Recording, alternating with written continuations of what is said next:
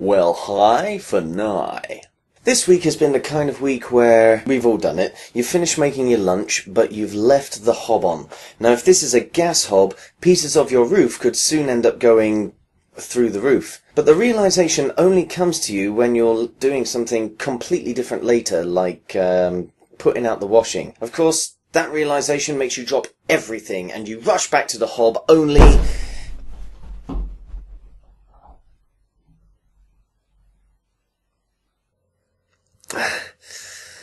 You see what I mean? The Graticast! Episode 10. Too Far Away. You see, one of the reasons I live in Cambridge is for convenience. I'm within pretty much easy reach of all of the north, east, south and west, which is great for a job involving lots of travel, and also flowery bags. The reason I have a flowery bag is for my job, because I'm a storyteller. That's the only reason I have a flowery bag. And also, it's a great location because of the broad geographical spread of my family.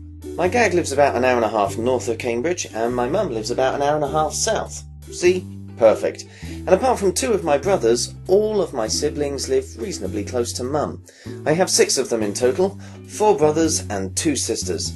Which may sound like a lot, but they're actually all half-brothers and sisters, meaning I technically only have 2 brothers and 1 sister. There are a few things I enjoy more than travelling to see my family. Hearing the same old jokes, stories and warnings from my overly concerned Gaggy, being reminded how awkward my mum finds my vegetarianism, feeling jealous about how my siblings are enjoying the kind of solid relationships that I've never had, the kind of stable, lucrative careers that I've only dreamed of, or being in the perfect position of still being in school. Yeah, I love travelling to see my family. Gives me a chance to listen to my music in the car. But I do love each and every single one of them, with all that I am. Which is why it's so painful to learn when one of them has been going through an enormous struggle, and I've been considered too far away to help. My sister and her partner were living in one of the city's satellite villages, but maybe because her fibromyalgia made her an easy target, or perhaps because she had to ask the neighbours to turn it down, so to speak, a couple of times, she became the target of some pretty vicious bullying. From all I now know, things got pretty scary. There were threats, ominous gatherings, and of course, the police got involved. Knowing how fibromyalgia causes physical pain in response to stress, I would have done anything just to be there to help her relax.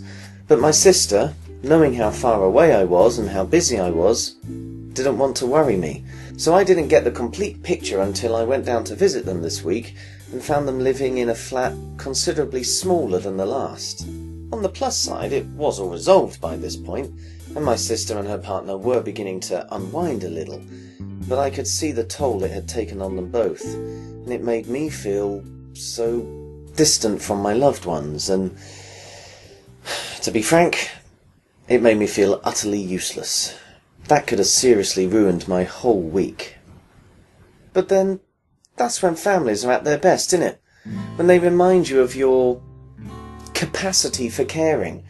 My brothers and sisters, and even my parents, they know when they can call on me for help, be it for legal assistance, financial support, careers advice, proofreading, a taxi. They all know my strengths, and they regularly make use of them.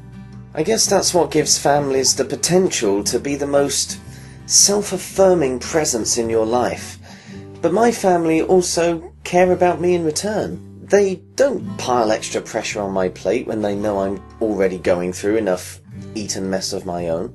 And when I need their help, like the chance to unwind with an episode of Modern Family and a bottle of wine each, or even being allowed to win at intellectual games like Scrabble or chess or Twister, just so that I can feel clever again, well then, I know I can count on them. And I think that makes them feel good too. So my family is probably the biggest blessing in my life. They each help to highlight the best parts of me.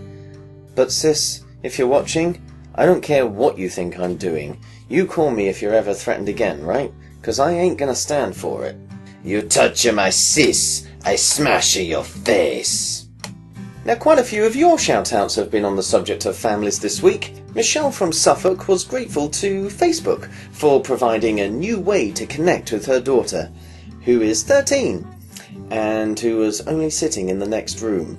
Eddie from Kent was pleased to be sharing news of his daughter in the making. Good man, well done. And Claire, also from Suffolk, had fun with her family dancing around the kitchen to the Dandy Warhols whilst making tea. Oh, and she wanted to give a shout out to Joe in thanks for the brightly coloured gerberas. Or possibly Gerberers? Oh, before we leave Facebook, Janice from Cambridge was grateful for learning how to fix the toilet seat. I think she's gone a bit potty, don't you? And so on to Twitter. The Southport Theatre and Convention Centre want to thank everyone who retweeted their upcoming events. They got nearly 7.7 thousand views for them. So nice work, guys. At Attica Shear, a teacher in Illinois, thanks Official Tent Boy for helping him find this treasure. Having done it up, it's now a stunning addition in their gardens, so good work all round. And Hey Jip wanted to thank his Samsung smartphone. When you're in an awkward situation, he says, sometimes all you need is to pull out your phone and start checking Twitter. And while you're there, why not tweet us with your shout out of thanks to whoever or whatever has given you a reason to be cheerful. Just use the hashtag Graticast and we'll be able to pick it up to give it a shout out in our next video. You can also use the hashtag in your posts on Facebook or Google+, or comment on this video. Next week we're hoping to have our first ever live broadcast, which will be in aid of Macmillan Cancer Support, so do please try to be around for that. Please also donate to my profile page on the Macmillan Shave or Style website if you want to see me undertake a pretty crazy, some might say very stupid, challenge. As usual, let's finish with some music now. This week's suggestion comes all the way from Kırşehir in Turkey, where Setenay chose Cole Porter's In the Still of the Night, being sung here by its original crooner, Nelson Eddy. I'm going to pop the link for the full track right at the end of this video as usual, and don't forget to suggest your Gratitune for next week's video. So finally, thank you for watching. Before I go though, one last thing. If you ever feel like you're too far away, remember, modern technology means you can still see them, you can still hear them, but thank goodness you still can't smell them. Stay thankful, and ciao for now. I love you.